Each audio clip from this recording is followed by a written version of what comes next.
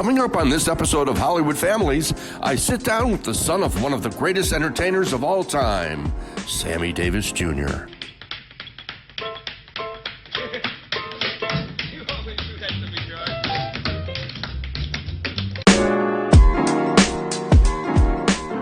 Hi everybody, Jonathan Scott, and welcome to Hollywood Families. This is a show that I've been noodling around and thinking about doing for probably 10 years now. For some reason, unbeknownst to me, I'm friends with brothers and sisters and sons and daughters of some very, very famous people.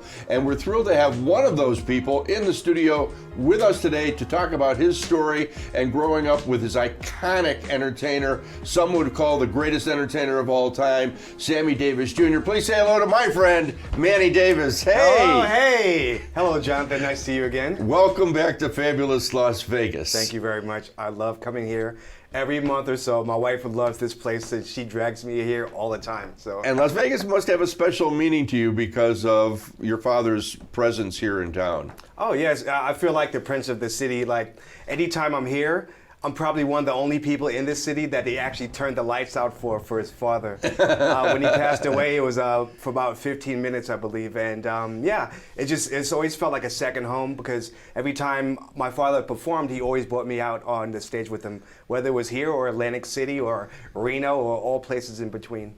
And I've told this story 100 million times also, but when I was 15 years old, my mother and I ushered at the Mill Run Theater in Chicago, and your father owned the Mill Run Theater with a tap dancer named Finus Henderson Jr., and at 15 years old, I got to run around backstage with your father, and he let all the kids run around backstage, and I knew his secret handshake with the two down, elbow, and later on at Caesar's Palace, which maybe we'll walk around at some point, okay. I ran into it as an adult, and your father was always as kind to everybody, and I did the secret handshake with him and told him that, you know, how much fun it was running around. And those that never saw your father perform, not only did he sing, did he dance, he did impressions, he did gun tricks. He was the consummate all-around entertainer. Yes.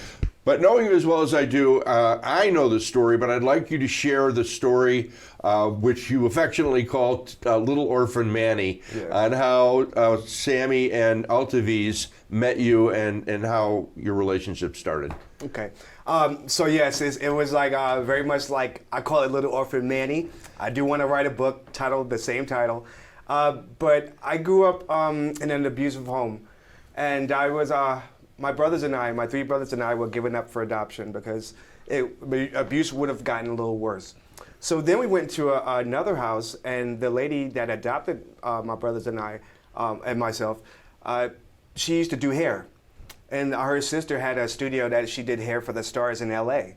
And one of the clients of my new mother, she was Big Altaviz, we called her.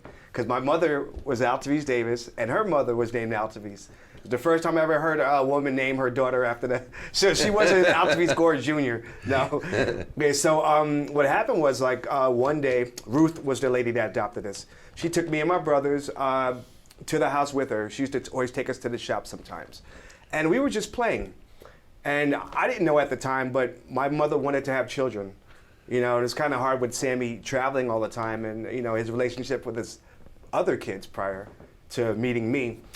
It was just different, and so she just took a liking to me. She saw how I interacted with my siblings, and I don't know really the rest of the story, how it happened, but I was asked if I would like to spend more time with Altaviz, because she, you know, wanted to spend time with me. So then, you know, I got a chance to meet Sammy and going on the road with him and Altaviz, and then I got asked by Ruth, would you like to be adopted by Sammy? And I was like, yes! Please do it, you know? Yeah. Imagine having to share everything with like 5 or 6 kids all the time. It's like, you finally get a chance to have your own thing. So, of course, I was like, so then when I finally, you know, accepted that, I started being put into acting classes, piano classes, tap dance classes. Now you can't hang out with your friends anymore. You got to get ready to go to Hollywood. But yes, I call it Little Orphan Manny because I saw this movie once, Annie, you know, and I was in a foster home, and I was like, wow, I would love to be adopted by Daddy Warbucks. I would love to be able to sing and dance and have all this fun that you see in the movie, you know, and because life wasn't like that in real life. So I just had this crazy, fantastic dream that actually happened in real life. Now, this is the messed up part, though. You know, because you know how the credits roll at the end of the movie. Right. Well, this is the end of the movie. This is the backstage stuff. My father, after legally adopting me, passed away after 5 months. 5 months later, from throat cancer. So you really didn't spend that much time with Sammy. 5 months is a very short period of time, but... Oh, no, over the years, actually. So they came in my life around the age of 5. So I had a good 8 years. Oh, okay, I see. I was kind of bi-coastal, going from Cali to New York all the time, and he used to come to New York and visit me, and they used to take me out of school sometimes just to skip around the city. A lot of people are amazed at the resemblance that you have to Sammy. Silver hair, ragged shirt, baggy pants. He would do the old soft shoe. He could jump so high,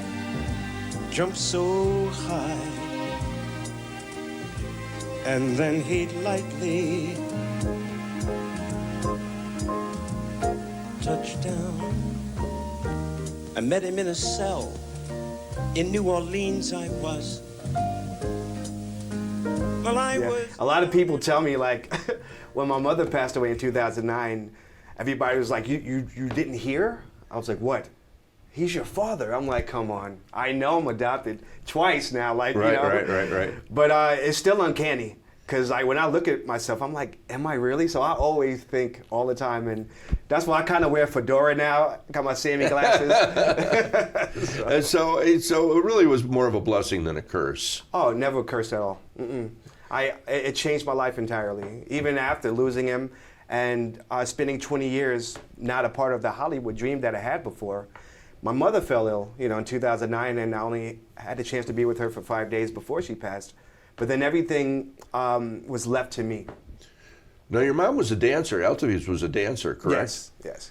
And is that how Sammy met? I think that's how Sammy met Altavis. Yeah, he was in the London production of Golden Boy, and she played his sister. And one time, during like an after party, he was looking at this one beautiful woman. He's like, oh man, I gotta talk to her. Like, what's her name? And his co-star was like, fool, that's Altavis Gore. She plays your sister. She plays your sister. Yeah. That's funny. So he had a relationship with her. I think she was engaged to be with somebody else, like doctor, really? mind you. But my father's so charming, and she just scrapped that whole idea. And I'm glad she did that because I would not be here. Now, I had the great pleasure to handle the media with you for the street naming of Sammy Davis Avenue. I think it's Avenue Drive. It's Sammy Davis Drive, which is where Frank Sinatra and Dean Martin meet. Yes. But I know it's been. It's been a challenge for you talking about the rights to the estate and what a wonderful story it is to tell. When you were adopted, how did your other siblings, were they warm to you, or were they happy to have you as a new brother when you were just a little kid? Okay, now for me, like, I found out later in books that Sammy's daughter Tracy had written, but everybody was kind of surprised because my father was trying to, it was during the civil rights era, so black people couldn't walk through the front doors in Las Vegas and any casino and stuff. They had their own, I think it was downtown Vegas, where all the people of color stayed. So he was still trying to make a name for himself. And he was so controversial that a lot of doors were closed to him, but what he did was open them back and open up new doors. And so my siblings didn't get a chance to have their father home with them. Right. So they were very resentful for that. Oh, Sammy. Me, being adopted, never having a father, when my father was out touring, I wasn't sad that he wasn't home. I was like, you can go out there and do that. Like my dad's out there on stage right now. Like, I was proud. So they were really confused because he wasn't there for them. So why, when he's getting older, is he adopting this little kid? Little orphan Manny. Little orphan Manny. And so, nowadays, the skip forward 30 some odd years, right. I'm the main rights holder, so I'm little big brother. So You can't talk about your father without mentioning the Rat Pack and Frank and Dean and how that all came together. Did you know, how often did you get to see Frank or Dean?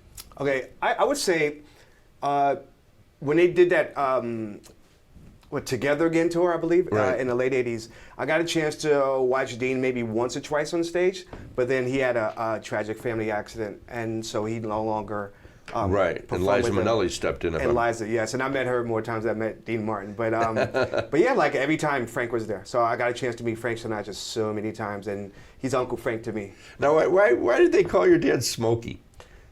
Any clue? I think it's because he was black. Oh, I thought it was because he was always smoking. It could be both, a double entendre, you know. All right, I want to talk about some of the iconic songs, and tell me what first comes to your mind as I mention this song. We're just rapid fire. Okay. Candyman.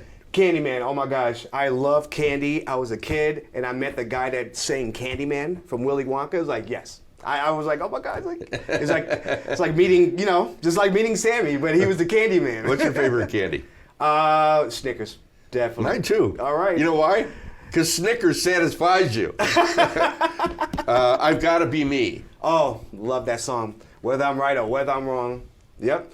You just got to be yourself. One thing, a lot of people try to change a lot of people, and a lot of people try to be like somebody else instead of just being yourself. And that way you just feel comfortable, Okay, certainly one of my favorites, and really is associated, and I worked on the show of the same name, Mr. Bojangles. Oh, Mr. Bojangles. That one, it doesn't matter. Every time I hear it, I cry at the end, because like he didn't want to pass away like Mr. Bojangles did, Right. But that was always his biggest fear. But when he passed away, he was on his own house, and he went by his own terms. Yeah, my dad did the same thing. Rhythm of Life from Sweet Charity. Oh, that's my wife's favorite song. That's my beautiful girlfriend Melissa introduced me to that song, and I didn't even know. Big Daddy, right? Yeah. I was like, what nerve does Sammy have? When all this the civil stuff is going on, he's like, he called me Big Daddy. Now this next song is I'm kind of related to because a friend of mine, Sandy Hackett's wife's Lisa Dawn Miller's father wrote "What Kind of Fool Am I?" Oh, yes. What does that song come to mind for you? It's just like you got to look at the woman that you love and just appreciate the love she's giving back to you, because you'd be a total fool if you don't do that. What kind of fool am I that can't accept this love? Yeah. And it's all about love, and I love you. And my name is Jonathan Scott. You've been watching Hollywood I love Families you too. with my guest, Manny Davis, son of iconic Manny. Did I say Manny Davis? You said Manny Davis I always Jr. want to call Manny Davis Jr. Hollywood Families, and we hope you like it. If you have any questions, drop us a note at news1lasvegas@gmail.com. Who can make tomorrow? Put it in a dream. Separate the sorrow, then collect up all the cream. The Candyman. Candyman can. You know the Candyman can, 'cause he mixes it with love to make the world taste good. The Candyman makes everything he makes satisfying and delicious. Talk about your childhood wishes. You can even eat the dishes. So who can take tomorrow? Put it in a dream. Separate the sorrow, then collect up all the cream. The Candyman. I said the Candyman can. The Candyman can, 'cause he mixes it with love to make the world taste good. Candyman, Candyman. Candyman, Candyman, Candyman, Candyman, a Candyman, man, Candyman, Candyman, a Candyman, man, Candyman, Candyman, hey, a Candyman. Thank you very much, ladies.